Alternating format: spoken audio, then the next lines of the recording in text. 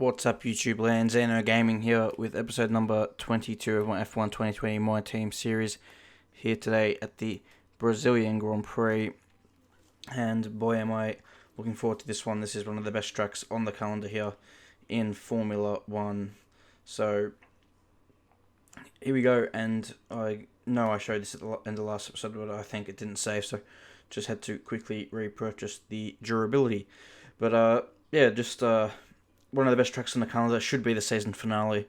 It's a crime that it's not. I think it always produces a good race to end the season, and unfortunately Abu Dhabi is the last race. I think there's a lot more drama that goes around this track, but you know, there's not much we can really do about that. Here's the performance graph if you wanted to see where our car stacks up. Really hasn't changed since the start of the season.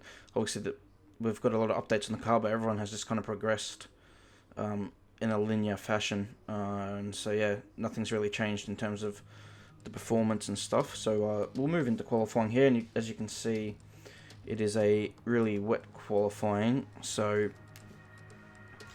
it's going to be interesting because I haven't done a lot of wet weather driving in this game, and so that's we'll see how it goes. So here's our first run. And I didn't realise this at the time, but this was a really important run here. The first lap out of the pits on these full wet tyres.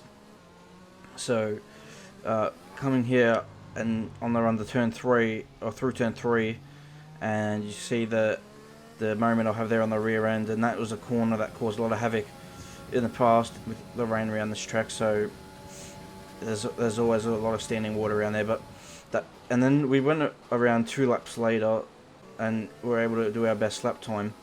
But that first lap was really important because that's when the track was at its best in terms of the full wet tyre. That's when there was least water around the track. But then towards the end of the session, I come back out in the full wet tyre to do my lap, and the rest of the field were in intermediates because the rain had gotten, I guess, lighter. I don't know. I thought it was still full wets, but I didn't realise it had changed to intermediate tyres. So we come across the line, we improved the time, but the track was a lot quicker than that with the quicker tyre, so that means we've mucked up qualifying here and we're going to start last. So because that happened, I took the opportunity just to put in a new engine, even though this engine wasn't nothing wrong with it. I was like, I might as well just put in fresh components. I've got to start last anyway. I didn't think of the other drivers having grid penalties. I was like, I'll just start last anyway, and it is what it is. I even put in a new gearbox, so yeah, we'll start last, and hopefully we can do some damage tomorrow in the Grand Prix. I don't know how our pace stacks up compared to their AI and dry conditions, so we'll see how that goes. But we'll get into the race now. Formula 1 returns to Sao Paulo once again with the stage set for what promises to be another classic Brazilian Grand Prix. Sebastian Vettel famously clinched his 3rd championship here in 2012, and in 2016, Max Verstappen treated us to one of the finest wet weather drives of all time. It's an unusual anti-clockwise race here at Interlagos, where the Sao Paulo locals are packed into the grandstands at each of the 15 corners around this classic 2.7-mile circuit. 2 very fast sections bookend the famous and highly technical Sector 2, where getting a good run out of Junsao into one of the 2 DRS zones will be the key to any overtaking prospects today. Anthony Davidson, thanks for joining me once again for the Grand Prix. Let's talk about the captain. That was a great podium in the last race, so can they keep that momentum going this weekend? There are never any guarantees in this business, but certainly the performance last time out would have boosted their confidence coming into this one. It's time to see how our drivers are stacking up after yesterday's exciting qualifying session. Valtteri Bottas lines up on pole position, and it's Lewis Hamilton alongside. As we continue through the rest of the grid today, we have Verstappen, Leclerc, Sebastian Vettel and Albon, Perez, Stroll, Sainz and Antonio Giovinazzi, Raikkonen, Magnussen, Daniel Ricciardo. They'll be starting further back after an earlier grid penalty. And Russell, Kvyat, Grosjean, Pierre Gasly and the captain, Ocon, Latifi, Norris and Mick Schumacher. It's almost time for the lights to go out, so let's head down to the track and get this. Okay, here we go. I know what you can do. Don't let me down. So, welcome everybody here today to the Brazilian Grand Prix, where we have a simple one-stop strategy. I sounded really weird when I just said that, but that's okay. And but Valtteri Bottas today can become the world champion. So he's hoping it goes right down to the wire in Abu Dhabi, but that's unlikely as he's 42 points ahead. And really, if Hamilton wins, should have worked this out before, but if Hamilton wins, he will only need 8 points to win the championship. So that would be a 6th place finish. So Bottas only needs to finish in the top 6 here today to be world champion. So it's a bit of a shame for Lewis that he hasn't been able to challenge him this year. But we're going to get ready to start this Grand Prix here in Brazil, and it's lights out and away we go. Don't normally say that phrase too often, but we get a decent start here. We're getting squeezed up into the wall by Lando. Really good start on the soft tyre compared to some other guys who went with different tyre options. A bit of contact with Grosjean into turn 1. I don't think he saw me there.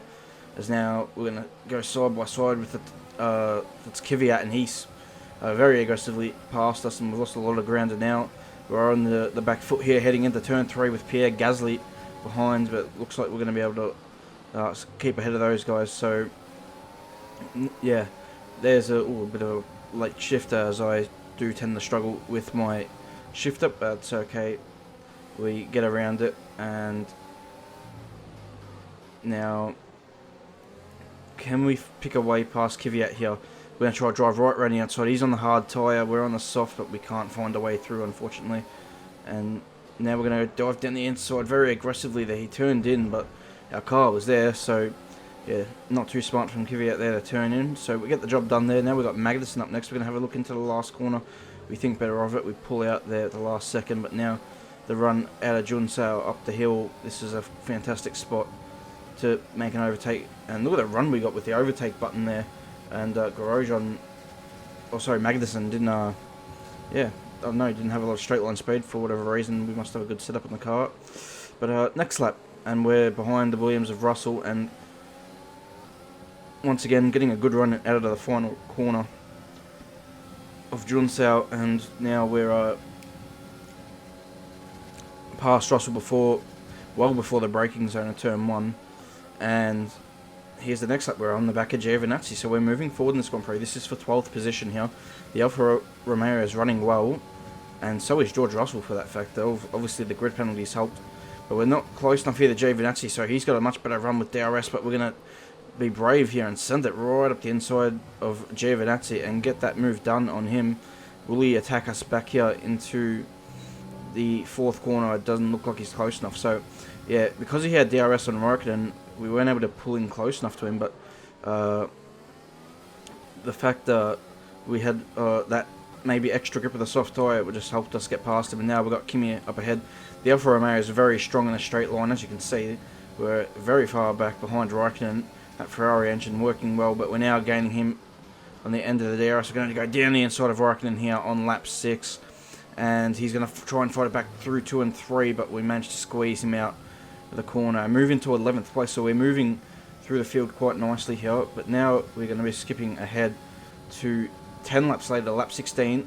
Reason being, I pulled away from Raikkonen and I never caught the guys ahead, so the previous laps, a few previous laps people have pitted. That's why we're up in top 10 here, but now we're coming in to make our one and only stop. Even though I thought I fitted the medium tyre, on my MFD, it still gave me the hard tyre. I stretched these out a bit to make sure I could get on the medium tyre with doing pretty much half the race distance on the softs. Mediums easily can go to the end, but yeah, I don't know. That was the game not working out for me there. So that's alright, we'll run on the hard tyre, and hopefully it doesn't hinder us too much. But we come out here in 17th place, so now, or maybe we're moving to lap 27th, we're back into 11th place, and we've got Ocon charging up behind here, as well as Raikkonen. Raikkonen is on the mediums tyre, but Ocon on the hard tyres. Hard tyre probably hasn't suited me for pace. I was never able to catch Ricardo ahead. They've kind of always been that distance ahead. You can see my shifter really playing up there.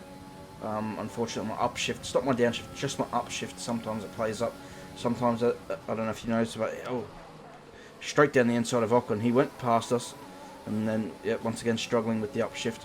Sometimes it will double shift, sometimes it just won't shift at all, and you got to press it a couple of times.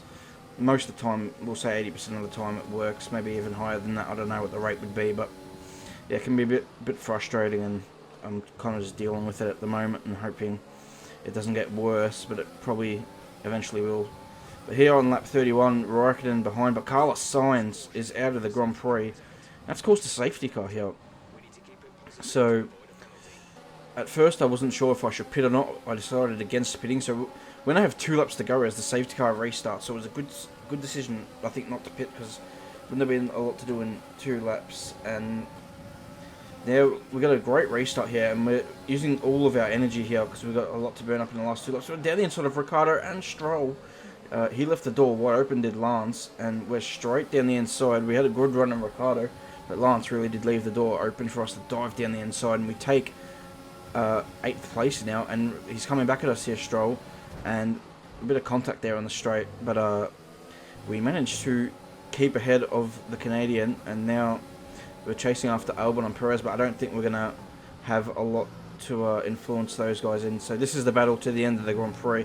There hasn't been a lot of highlights in this race. It's probably been one of the most boring races of the year, because really from lap 6 to 16 I was pretty much just driving like it was the time trial session.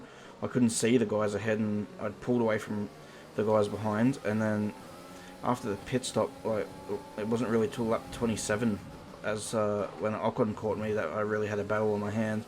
And then the safety car kind of got deployed, and that was kind of it really for this Grand Prix. But he made a good restart here to get past Ricciardo and Stroll. Now we're kind of actually just a little bit ahead of Stroll. He hasn't got DRS to fight back with us here into turn 1 or even turn 4. We've got Albon ahead with Perez, but we're not going to be able to pass them here today. So this is our fight, and we're using all the energy on the run. Stroll is actually having a bit of a slipstream here, but he's not close enough. And now we've just got one more spot really to focus on, and that's the run out of the last corner. And actually Stroll having a little go here, but he's never going to get past here as long as you cover the right areas of the track. And he's not, the AI I don't think are brave enough to dive it up any of these corners. We'll see though, maybe Stroll will have a little nibble. And the car definitely didn't feel very quick on the medium tyre, but you see we don't have to close the door there. He's not going to attack us as maybe a regular human would. But now coming out of the last corner, a little bit of a lock up a bit deep into the corner, and that's not ideal, but we've turned the power, the energy on, and we're going to run to the line, and it's going to be a 5th place finish as Lewis Hamilton wins the Grand Prix. We finish 8th in this race, but Valtteri Bottas is the new world champion.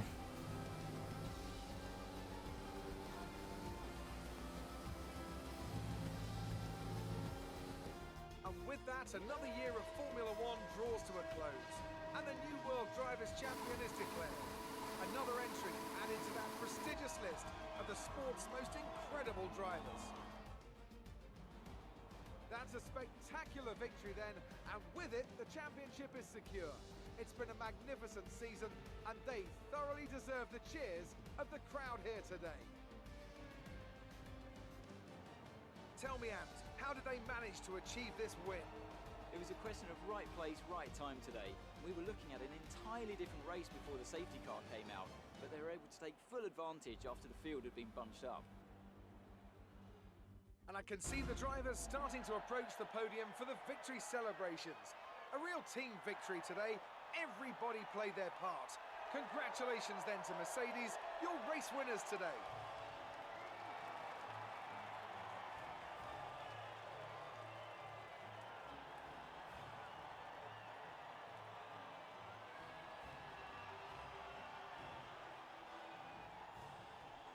That lead at the top of the table has shrunk somewhat today. Let's focus on the driver of the day.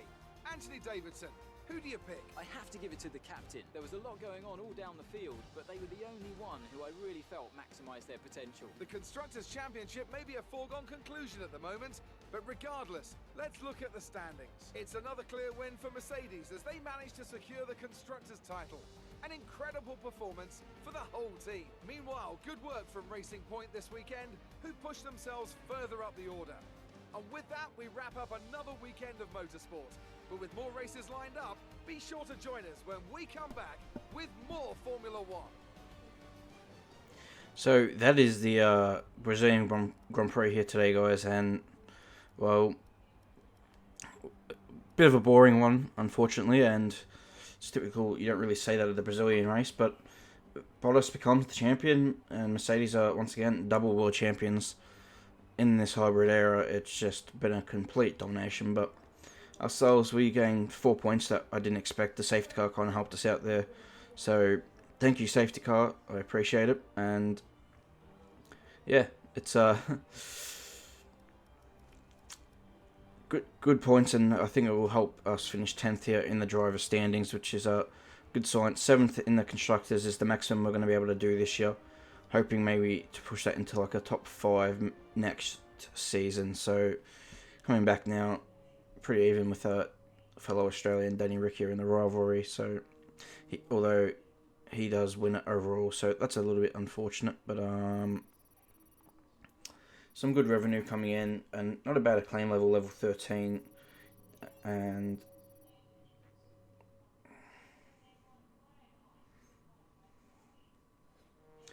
now up to 14 actually, so that's a good sign that we're going to be able to get more sponsor attraction with the higher acclaim level, which is important. Getting to that level 20 is going to be really important. It also helps with driver attraction. So yeah, 7 million in the bank right now. I don't know if I'll be putting that to use. We've got a sponsorship renewal as well, which should be quite handy for us. So we'll get to that now, and I'm probably just going to stick with penultimate. So yeah, that's a good thing, and we'll see what we can do with that. And coming here into the R&D section, I've done all my chassis developments to save them for next season. So I've shut down the department, I've shut down personnel, don't need that for the rest of the year. I'm just trying to save as much money as I can, possibly save without having to really use the departments at the minute. So yeah, that's all good. And now just add some activities on before we get ready for the last Grand Prix at the Abu Dhabi Grand Prix, so in the United Arab Emirates. As performance graph hasn't really changed, we're not really getting too many updates. And I think we actually might have got an update from Mercedes for the engine at one of these points, but I can't really remember. So yeah, we'll move now to the Abu Dhabi Grand Prix. I hope you all guys enjoyed this episode today. I don't know if I do anything else here in the video. We've got some messages here from Carl, but if you did enjoy the video, please leave a like on it and subscribe to the channel if you're new. And if you enjoyed the video, for plenty more F1 2020 My Team content, I might make a durability upgrade here. I do not remember.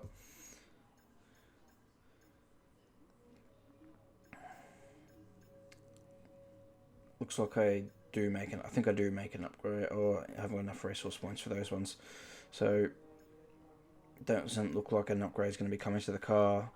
But anyway, I'm talking nonsense. If you enjoyed the video, leave a like, subscribe, leave your feedback down in the comment section below, and we'll see you for the season finale of Season 1 in the next episode at the Abu Dhabi Grand Prix. Till then, goodbye.